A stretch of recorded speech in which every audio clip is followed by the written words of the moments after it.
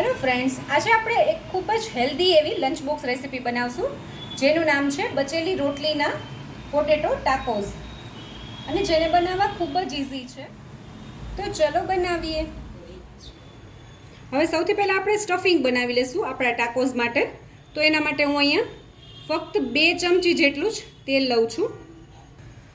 હવે આપણે આમાં થોડી રાઈ એડ કરશું. રાઈ સરસ ફૂટી ગઈ છે, આપણે થોડી હિંગ એડ કરી દઈશું. હવે આપણે થોડી ઝીણી સમારેલી ડુંગળી છે એ એડ કરી દઈશું. હવે આપણે ડુંગળીને 1 મિનિટ સુધી સાંતળી લેશું. તમે જોઈ શકો છો આપણી ડુંગળી એકદમ સરસ ટ્રાન્સપરન્ટ થઈ ગઈ છે. હવે આપણે આ સમયે થોડા કેપ્સિકમ સમારીને એડ કરશું. એને બી મેં ઝીણા સમારી લીધા છે. હવે આપણે ડુંગળી અને કેપ્સિકમને પાછું 2 મિનિટ સુધી સરસ સાંતળી લેશું. હવે આપણા કેપ્સિકમ અને ડુંગળી એકદમ સરસ સતળાઈ ગયા છે. હવે આપણે આ સમયે બાફેલા બટાકાનો જે માવો છે એ આપણે આમાં એડ કરી દઈશું. અને મેં અત્યારે અહીંયા 3 મીડિયમ સાઇઝના બટાકાને બાફીને એનો માવો કરી લીધો છે. હવે આપણે એમાં થોડી ઝીણી સમારેલી કોથમીર બી એડ કરી દઈશું. આપણે આમાં અડધી ટીસ્પૂન જેટલો ઓરેગાનો એડ કરશું. અડધી ટીસ્પૂન જેટલો ચીલી ફ્લેક્સ એડ કરશું. 1 ટીસ્પૂન જેટલો મેગી મસાલો એડ કરશું.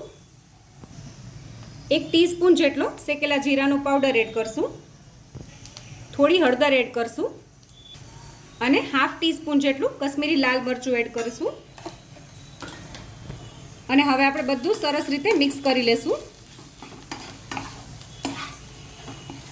સ્વાદ અનુસાર આપણે મીઠું એડ કરી દઈશું. હવે આપણે બધું સરસ રીતે મિક્સ કરી દઈએ. તમે જોઈ શકો છો આપણું સ્ટફિંગ એકદમ સરસ રેડી થઈ ગયું છે. હવે આપણે ટાકોઝ બનાવી લઈએ. ટાકોઝ બનાવવા માટે મેં અહીંયા સવારની જે બચેલી રોટલી છે એ લીધી છે. તમારી પાસે જો બચેલી રોટલી ના હોય તો તમે તાજી રોટલી બનાવીને પણ બનાવી શકો છો ટાકોઝ. હવે સૌથી પહેલાં આપણે રોટલી ઉપર થોડી ગ્રીન ચટણી એડ કરશું.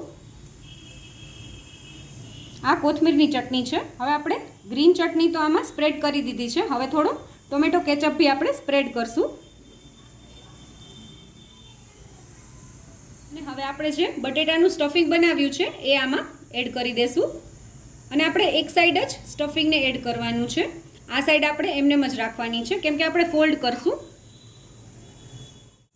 હવે આપણે સ્ટફિંગની ઉપર થોડું મોઝરેલા ચીઝ એડ કરી દઈશું. તમારી પાસે જો મોઝરેલા ચીઝ ન હોય તો તમે પ્રોસેસ ચીઝનો પણ ઉપયોગ કરી શકો છો. અને હવે આપણે આપણા ટાકોઝની એક સાઈડ આવી રીતે ફોલ્ડ કરી દઈશું અને એને તવા ઉપર શેકી લઈએ. તો મેં અહીંયા તવી ગરમ કરવા મૂકી દીધી છે. આપણે બાળકો માટે બનાવીએ છીએ તો આપણે થોડું હેલ્ધી જ બનાવશું. તો એના માટે હું અહીંયા થોડુંક તવી ઉપર ઘી લઈ રહી છું. અને ઘીને આપણે સરસ રીતે પહેલાં સ્પ્રેડ કરી દઈશું. આપણી તવી સરસ રીતે ગરમ થઈ ગઈ છે. આપણે ટાકોઝને એમાં રાખી દઈશું. અને હું અત્યારે બંને ટાકોઝને સાથે જ બનાવી રહી છું. આપણે થોડું ઉપર બી ઘી લગાવી દઈશું. આપણે ટાકોઝની બંને સાઈડ એકદમ સરસ બ્રાઉન થઈ જાય ત્યાં સુધી આપણે શેકી લેશું. હવે આપણે ટાકોઝની સાઈડ ચેન્જ કરી લઈએ. તમે જોઈ શકો છો એકદમ સરસ બ્રાઉન સ્પોટ્સ થઈ ગયા છે. અને આને બી આપણે પલટાવી દઈશું. હવે આપણે બીજી સાઈડ પણ ચેન્જ કરી લઈએ. અને આપણે થોડા હજી બ્રાઉન થવા દઈશું આને. હવે આપણા જે ટાકોઝનો આ પાર્ટ છે એને બી આપણે સરસ શેકવો છે, થોડો ક્રિસ્પી કરવો છે.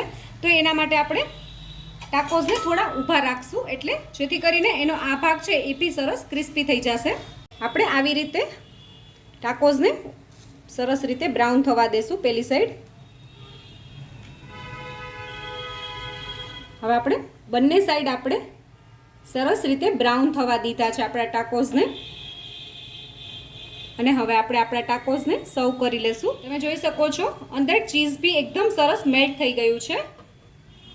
તો તૈયાર છે આપણા રોટલી અને બટેટાના ટાકોઝ. જો તમને મારો આ વિડીયો ગમ્યો હોય તો મારા વિડીયોને લાઈક કરજો, શેર કરજો અને મારી ચેનલ કુકિંગ વિથ ઉમા પુરોહિતને સબસ્ક્રાઈબ કરજો જેથી કરીને આવા નવા વિડીયો હું તમારી સાથે શેર કરી શકું.